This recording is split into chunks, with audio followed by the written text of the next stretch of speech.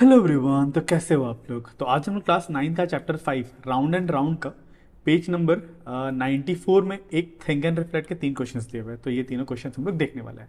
तो let's start with question number 1। यहाँ पे बोला what are the rotational symmetries of a square. एक स्क्वायर के रोटेशनल सिमेट्रीज क्या क्या है, और how many lines of reflection does it have, और कितने लाइन ऑफ रिफ्लेक्शन इसके इसके है।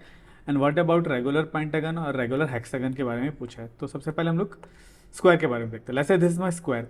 तो इसके रोटेशनल सिमेट्रीज कौन कौन से हैं? ठीक है, देखो ये स्क्वायर जो है ना, स्क्वायर को मैं कैसे रोटेट करूं ताकि मुझे फिर से मतलब सेम शेप दिख जाए। अगर मैंने मान लो स्क्वायर को इतना रोटेट करा, तो क्या ओरिजिनल इमेज और नया इमेज में फर्क कर पाओगे? बिल्कुल। इसका अलग दिख रहा है, ये अलग दिख रहा है, पर इसको और ऐसे रोटेट कर दिया, ठीक है, तो आप ओरिजिनल इमेज और नया इमेज में आप फर्क ही नहीं कर पाओगे। फिर से इसको अगर मैंने फिर से ऐसे 90 डिग्री फिर से रोटेट कर दिया, फिर भी नहीं कर पाओगे। और ऐसे फिर से 90 डिग्री रोटेट करता फिर भी नहीं कर पाओगे। और ऐसे कर दिया तो वापस मैं ओरिजिनल पोजीशन में एक टर्न के बाद आ चुका हूँ। ठीक है, आई होप आपको समझ में आएगा मैं क्या कहना चाहता हूँ। तो इसके टोटल रोटेशनल सिमेट्रीज कितने हैं? 4 है। ठीक है, 4 ऐसे एंगल्स है जिसको आप रोटेट करने पे आप इसको ओरिजिनल इमेज के साथ कितना रोटेट हो आपको मतलब चेंज फर्क नहीं पड़ेगा। ठीक है, मान लो ये मेरा पहले ओरिजिनल इमेज था, मान लो इसको थोड़ा सा मैं अगर एक मार्क लगा लेता हूँ ताकि आपको दिख जाए। ये बस मार्क आपके रेफरेंस के लिए, ठीक है। मान लो ये आपका मार्क है, मैंने क्या करा, मान लो ये वाला जो इमेज लिया, इस इमेज को अब मैं क्या करता हूँ, कॉपी करता हूँ। अब मान लो इस इमेज को मैं 90 डिग्री रोटेट करता हूँ, दिस इज 90 डिग्री रोटेशन, है ना। ये वाला मार्क जो था यहाँ से यहाँ आ गया, 90 डिग्री रोटेट हो गया, पर ये स्क्वायर का स्क्वायर ही है, आप स्क्वायर में फर्क नहीं कर पाओगे। ठीक है, सेम वे में अगर इसको मैं फिर से कॉपी करके इसको मैं नया इमेज लेता, अब इसको मैं क्या करता हूँ और 90 डिग्री रोटेट कर देता हूँ, टोटल 180 डिग्री रोटेशन पे भी आप ओरिजिनल इमेज ओरिजिनल स्क्वायर इसमें फ़र्क नहीं कर पाओगे। फिर से इसी स्क्वायर को लेता हूँ मैं, फिर से क्या करता हूँ इसको और 90 डिग्री रोटेट कर देता हूँ, तो मैं यहाँ पे आ गया। ठीक है, तो फिर और एक 90 डिग्री रोटेट कर दूंगा तो मुझे ओरिजिनल इमेज ही मिल जाएगा। देखो ये वाला फिर से अगर इसको मैंने फिर से 90 डिग्री का रोटेट कर दिया तो मुझे मेरा ये पॉइंट अब ऊपर आ जाएगा जहाँ से हम लोग ने स्टार्ट किया था, है ना, यहाँ से ही स्टार्ट करा था। यहाँ पे ये वाला पॉइंट ऊपर था, है ना। So we have reach to original image, ये रहा। ठीक है, तो इसको डिलीट कर देते हैं। इसीलिए इसके कितने रोटेशनल सिमेट्रीज है? 4 रोटेशनल सिमेट्री है। सबसे पहला तो 90 डिग्री एंगल पे है ना, 90 डिग्री रोटेशन पे। फिर ये 180 डिग्री रोटेशन है, और ये 270 डिग्री रोटेशन है। So these are 4 rotational symmetries of a square. और पूछा है, अब नेक्स्ट पूछा है how many lines of symmetry of lines of reflection symmetry does it have. अब कितने line of reflection of symmetry है? देखो मतलब स्क्वायर, मान लो ये वाला शेप मैं फिर से ले लेता हूँ, लेट्स टेक दिस। इस बार मैं ये डॉट को नहीं लेने वाला, मुझे डॉट का ज़रूरत नहीं है। ठीक है, अब देखो इस स्क्वायर को मैं कौन कौन से लाइन के अलॉन्ग अगर कट करूँ, मतलब क्या करूँ, देखो और एक इसका कॉपी बना लेते हैं। मान लो मैं क्या करता हूँ, इस स्क्वायर को मैं इसके अलॉन्ग, इस लाइन के अलॉन्ग, ठीक है, बिल्कुल बीचों बीच अगर मैंने इसको कट कर दिया, तो क्या ये वाला पोर्शन और ये वाला पोर्शन एक दूसरे का मिरर इमेज बनेगा? बिल्कुल। तो ये एक लाइन ऑफ सिमेट्री मुझे मिल सकता है। ठीक है, एक तो ये मिला, वैसे ही क्या ये भी मुझे दूसरा भी लाइन ऑफ सिमेट्री मिलेगा? बिल्कुल। अगर इसके अलॉन्ग कर दिया तो ये वाला पोर्शन और ये वाला पोर्शन का मिरर इमेज बनेगा? बिल्कुल। सेम वे में मुझे ये वाला भी एक लाइन मिलेगा जिसमें ये वाला और ये वाला साइड मिरर इमेज बनेगा, और सेम वे में मुझे ये भी एक लाइन मिलेगा जिसमें ये वाला साइड और ये वाला साइड एक दूसरे का मिरर इमेज बनेगा। तो मुझे यहाँ पे 4 मिरर इमेज मतलब लाइन ऑफ सिमेट्रीज में मिलेंगे। तो लाइन ऑफ सिमेट्रीज के लिए मैं एक काम करता हूँ, इसको अगले पेज में आपको समझाता हूँ। इसको कट करते हैं, नया पेज लेते हैं, क्वेश्चन को यहाँ पे लेके आते हैं, बहुत लंबा काम है।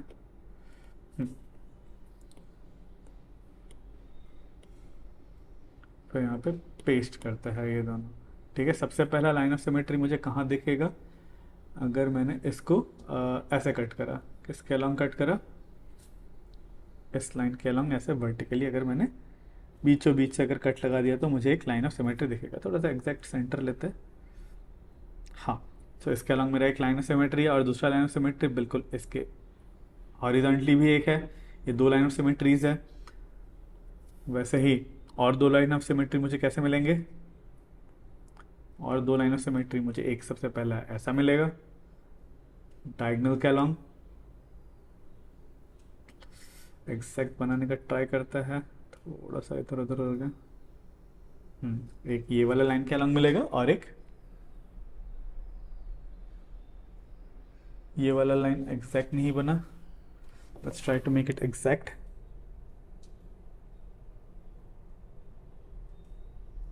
चल इतना चलेगा, ठीक है। सो मुझे यहाँ पे 4 लाइन ऑफ रिफ्लेक्शन सिमेट्री दिख रहा है, ठीक है। फिर पूछा है what about regular pentagon and hexagon, ठीक है। जैसे कि पेंटागन हेक्सागन में क्या होगा, अगर स्क्वायर है तो स्क्वायर में हम लोग को 4 रोटेशनल सिमेट्रीज मिले और 4 लाइन ऑफ सिमेट्रीज या फिर रिफ्लेक्शनल सिमेट्रीज मिले। 4 क्यों मिले, क्योंकि स्क्वायर का साइड 4 है, 4 साइडेड फिगर है ना, 4 साइड्स है स्क्वायर के, इसीलिए 4 सिमेट्रीज मिले। वैसे पेंटागन और हेक्सागन में आपको 5 और 6 मिलेंगे। मैं आपको करके दिखा देता हूँ, पेंटागन का निकाल के दिखाऊंगा, हेक्सागन का आपको खुद कर निकालना है, ठीक है। तो यहाँ पे मैंने एक पेंटागन ले लिया। अब पेंटागन के मैं कुछ रोटेशनल सिमेट्रीज आपको दिखाऊंगा। तो एक रेफरेंस पॉइंट यहाँ पे ले लेते हैं, ठीक है। इसको बस ताकि विजुअलाइज आपको समझ में आता रहे, इसको मैं घुमा रहा हूँ बोल के। मान लो ये एक पेंटागन है, इसको मैंने अगर ऐसे घुमा दिया, सो ठीक है। तो एग्जैक्ट सिमिलर यहाँ पे एग्जैक्ट नहीं बन रहा क्योंकि मेरा पेंटागन बहुत अच्छा नहीं बना, एग्जैक्ट नहीं बना, पर आपको आइडिया लग रहा होगा। ये भी अगर बहुत प्रॉपर पेंटागन होता तो सीधा आप इसमें और इसमें डिफरेंशिएट नहीं कर पाते, ठीक है। आप अगर अच्छा पेंटागन बनता तो इसमें इसमें आप डिफरेंशिएट नहीं कर पाते, क्योंकि मैंने हाथ से खुद से बनाया तो नहीं बन पाया अच्छा, ठीक है। सेम वे में अगर इसको मैं और ऐसे रोटेट कर दूँ तो भी एक पेंटागन बनेगा ऐसा ही। जैसे सेम वे में इसको भी मैं कॉपी करके और रोटेट कर दूँ समथिंग हियर ऐसे, तो और एक पेंटागन बनेगा। वैसे ही इसको भी कॉपी कर दो तो ये वाला जो पेंटागन बनेगा हमारा,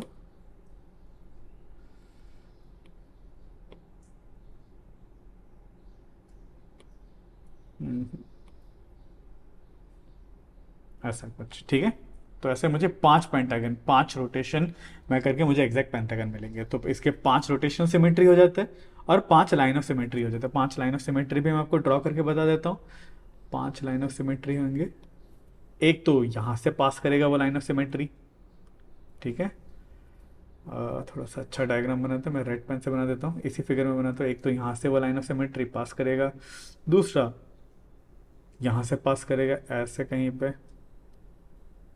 ठीक है। तीसरा इधर कहीं से पास करेगा, ठीक है। चौथा यहाँ से पास करेगा और 5वां यहाँ, ठीक है। तो इसके 5 रोटेशनल सिमेट्रीज है और 5 रिफ्लेक्शनल सिमेट्रीज है। तो वैसे ही हेक्सागन के कितने होंगे, 6 और 6 होंगे, ठीक है। चलिए अब देखते हैं क्वेश्चन नंबर 2। यहाँ पे बोला what is the length of the longest chord in circle of radius 5 units, is there a smallest chord. मतलब फिर से नया नोटबुक में नया कॉपी में इस इमेज को ले लेते हैं। फिर यहाँ पे बोले what is the length of the longest chord in a circle of radius 5 centimetre. हम लोग को एक सर्कल दिया हुआ है जिसका रेडियस है 5 सेंटीमीटर, ठीक है। मैं सॉलिड लाइन ले लेता हूँ।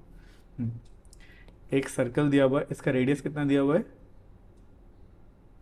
इसका रेडियस मुझे दिया हुआ है 5 सेंटीमीटर और मुझे बोला what is the length of the longest cord. तो length of the longest cord क्या होगा, वो ऐसा ही लेंथ होगा जो सेंटर से पास कर रहा होगा। लॉन्गेस्ट कॉर्ड क्या है, लॉन्गेस्ट कॉर्ड वो है जो बिल्कुल सेंटर से पास कर रहा होता है। सो यही है मेरा लॉन्गेस्ट कॉर्ड। तो इसको हम लोग क्या कहते हैं, डायमीटर भी कहते हैं, अगर आपको याद होगा, है ना। Longest chord is the longest cord, ये सेंटर से पास कर रहा होगा। अब इसका मुझे लेंथ पूछा है, यही तो पूछा है ना, what is the length of the longest chord in a circle of radius 5 centimetre. अब ये 5 सेंटीमीटर है तो क्या ये वाला लेंथ भी 5 सेंटीमीटर होगा, बिल्कुल। अगर ये भी 5 सेंटीमीटर है तो क्या ये वाला लेंथ भी 5 सेंटीमीटर होगा, बिल्कुल। तो टोटल लेंथ कितना हो जाएगा, 10 सेंटीमीटर, ठीक है। तो दिस लेंथ इज ऑल्सो यहाँ से लेके यहाँ तक, दिस इज 5 सेंटीमीटर, ये रेडियस है, और यहाँ से यहाँ तक ये भी 5 सेंटीमीटर, ये भी रेडियस है। Therefore length of longest cord क्या हो जाएगा, 10 सेंटीमीटर। तो डायमीटर जो होता है, diameter is the length longest chord, और डायमीटर का लेंथ कितना होता है, 2 times of radius, 2 times of R. Radius को 2 गुना कर दूंगा, जो मुझे डायमीटर मिल जाएगा, which is the longest cord, ठीक है। चलिए अब करते हैं थर्ड वाला। यहाँ पे बोला है the locus of points at a given distance from a given point is called circle, ठीक है। यहाँ पे सर्कल का डेफिनेशन बोला है। फिर पूछा व्हाट कैन बी से about the locus of point equidistance from 2 given point, ठीक है। तो यहाँ पे मुझे क्या कह रहा है, इसके लिए भी एक नया पेज में क्वेश्चन को ले लेते हैं। तो मुझे सर्कल का डेफिनेशन पता है, locus of a point, locus मतलब लोकेशन होता है, ठीक है। लोकस मतलब कहता है location, location of point at a given distance from a point. अगर एक पॉइंट से सेम डिस्टेंस वाले अगर पॉइंट में ऐसे ऐसे लो, इसी पॉइंट से सेम डिस्टेंस, ये डिस्टेंस सेम डिस्टेंस, तो इस पॉइंट का लोकस क्या बनता है, ये लोकस मुझे सर्कल देता है, ठीक है, ये मुझे हम लोग ने अभी डेफिनेशन में पढ़ा। ठीक है, अब यहाँ पे पूछा है कि what can you say about the locus of point equidistance from two given point. मतलब इस बार आपसे पूछा है कि आप क्या कह पाओगे अबाउट लोकस ऑफ पॉइंट जो दो पॉइंट से इक्वी डिस्टेंस हो। मान लो ये दो पॉइंट से, ये दो पॉइंट से इक्वी डिस्टेंस होने वाले पॉइंट का लोकस क्या होगा। ठीक है, सबसे पहला इन दोनों पॉइंट से इक्वी डिस्टेंस वाला पॉइंट इसका बीच वाला पॉइंट होगा, ये लिख सकता है। वैसे ये भी तो एक पॉइंट हो सकता है यहाँ पे जो ये डिस्टेंस और ये डिस्टेंस बराबर हो, है ना। फिर ये वाला पॉइंट भी इधर पे हो सकता है जो इस डिस्टेंस से और इस डिस्टेंस से बराबर हो। ठीक है, वैसे यहाँ पे भी एक डिस्टेंस ऐसा लाई कर सकता है जो इधर से और इधर से सेम डिस्टेंस पे। तो अगर ऐसे पॉइंट्स अगर आप जोड़ दोगे ना, आपको एक स्ट्रेट लाइन मिलेगा। ठीक है, ये स्ट्रेट लाइन जो बिल्कुल इन दोनों लाइंस को, दो पॉइंट्स को जोड़ने वाले लाइन के बीचों बीच से जाएगा और ये 90 डिग्री फॉर्म करेगा। So it's a perpendicular bisector बना देता है। But can you say about this point, it forms a perpendicular bisector.